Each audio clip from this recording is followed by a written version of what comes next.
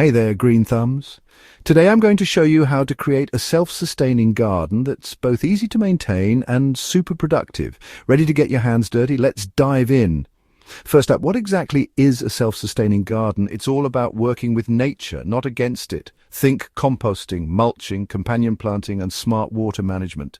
These natural systems reduce the need for constant care. The benefits: less watering, fewer weeds, healthier soil, and lower costs. Sounds pretty awesome, right? Now let's build that healthy soil. Start from the ground up, literally. Living soil is the backbone of a self-sustaining garden. Use worm bins and vermicast to feed the soil naturally.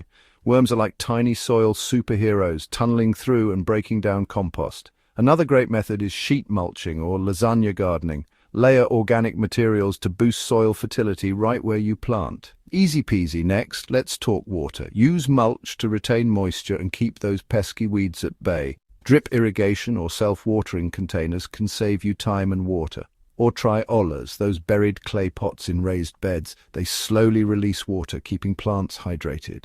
Bonus tip: add swales or slight slopes to direct rainwater right to the roots. Your garden will thank you. Companion planting and perennials are your best friends here. Group plants that support each other. Think basil and tomatoes, or the three sisters: corn, beans, and squash. Plant perennials like asparagus, rhubarb, Egyptian walking onions, and herbs. These guys come back year after year, reducing your need to replant. Plus, include pollinator-friendly flowers to attract beneficial insects.